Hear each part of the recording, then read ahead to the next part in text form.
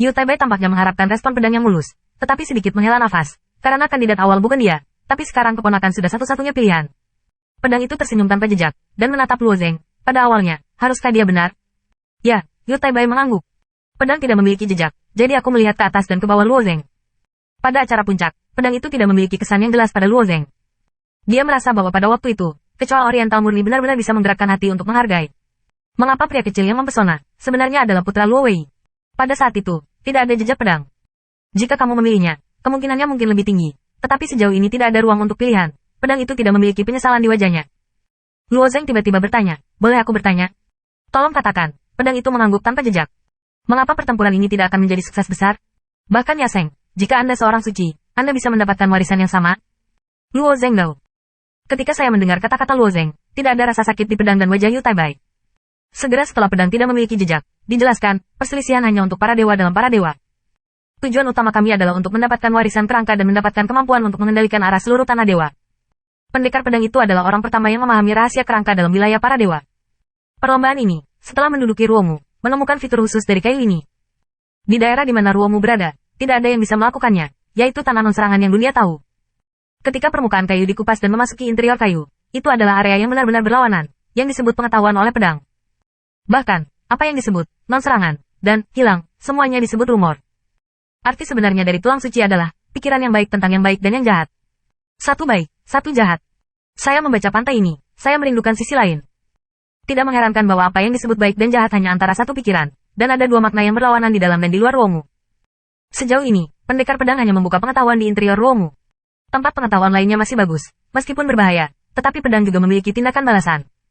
Misalnya, pada saat genting, permukaan Ruomu akan dibuka, dan niat baik akan diperkenalkan untuk mengetahui makna sebenarnya dari roh jahat. Adegan ini telah terlihat di tanah pengetahuan. Pada saat 60 dewa, ada lubang selebar 200 mil di permukaan Ruomu. Setelah lubang itu rusak, cacing besar tiba-tiba dibor darinya.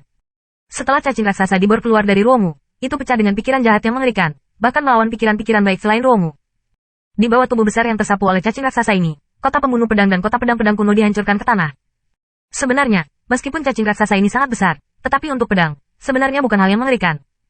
Lagi pula, ilmu pedang itu begitu kuat sehingga para pendekar pedang itu sudah memiliki 3 orang suci agung, termasuk pedang tanpa jejak.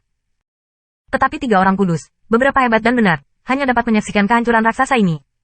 Itu karena itikat baik di tanah yang tidak diserang luar biasa, dan orang-orang kudus tidak bisa langsung membunuh cacing raksasa. Namun, pedang itu tidak segera menemukan jalan bodoh. Di bawah pedang, dia melepaskan api sungguhan, berubah menjadi sangkar api, menjebak cacing raksasa. Karena pedang tidak berniat membunuh cacing raksasa ini, secara alami tidak akan terpengaruh oleh niat baik.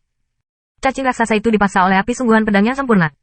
Dia hanya bisa melihat-lihat jalan keluar, tetapi pedang itu tidak memiliki jejak dan dengan sengaja membuka celah di api yang sebenarnya, membimbing cacing raksasa itu untuk maju di Ruomu. Di bawah bimbingan hati-hati dari jalan ini, pedang akhirnya memperkenalkan cacing raksasa ini ke dalam kisah Ruomu lainnya. Pada saat cacing raksasa memasuki pengetahuan, tidak ada jejak pedang dan 2 orang kudus lain dari keluarga pedang memasukinya.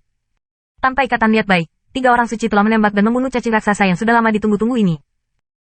Setelah bencana itu dihilangkan, pendekar pedang itu menjelajahi lubang besar yang telah dibor cacing raksasa.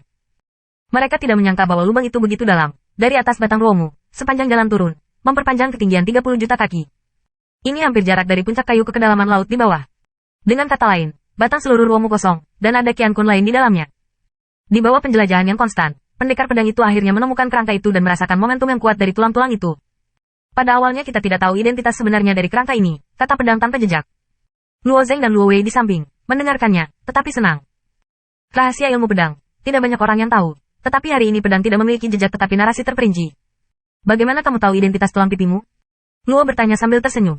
Pedang tidak memiliki jejak dan tersenyum dan memandang Yu Taibai. Tampaknya masalah ini harus dijawab oleh Yu Taibai. Yu Taibai melanjutkan dengan mengatakan, itu ditemukan oleh Tuan, atau ditemukan oleh Tuan dan yang kudus. Mereka menemukan bahasa Sanskerta khusus, bahasa Sanskerta yang diuraikan, dan mereka memahami kebenaran ilahi itu sendiri. Itu adalah sebuah kapal dan tahu kapten kapal, yang terletak di kutub barat. Setelah mendengar ini, Luo Zeng menyisipkan kalimat, tampaknya konflik terbesar antara ayah dan timur adalah murni. Apakah itu akan datang? Ya, atau karena benda ini dibawa keluar, itu hanya salah satu alasannya, Yu Taibai mengangguk. Karena kamu telah menemukan kerangka itu, mengapa tidak mengambilnya? Luo Zeng bertanya. Ada senyum pahit di wajah pedang. Apakah itu tulang-tulang yang lebih kuat di sisi lain tanah? Akankah itu begitu mudah untuk diambil? Bagaimana yang lebih kuat dari pantai-pantai lain jatuh di Ruomu? Tetapi masih belum diketahui. Tetapi ia telah meletakkan sepotong di dalamnya. Larangan yang kuat. Di hadapan larangan yang begitu kuat, bahkan orang-orang kudus pun sama rapuhnya dengan semut, dan saya jatuh di bawah larangan ini. Degraded. Luo Zeng berkata sedikit, apakah orang suci itu bukan mayat hidup? Kemuliaan tidak mati. Orang suci itu tidak mati. Pedang itu tersenyum tanpa jejak, itu benar. Atau berapa umur berdiri di depanmu, berbicara denganmu. Aku bejat, sama seperti kamu, dalam keadaan setengah mati. Juga untungnya, keberadaan alam semesta telah menyelamatkan kehidupan lama. Karena larangan ini begitu kuat, bahkan orang-orang kudus akan dibunuh. Tuhan biasa memasukinya, bukankah itu mencari kematian? Tanya Luo Zeng. Liu Taibai tersenyum sedikit dan melambaikan jarinya ke Luo Zeng dan menggelengkan kepalanya. Sebenarnya, kamu salah. Bukannya kita akan menangkap warisan tulang, tetapi tulang mencari orang yang cocok.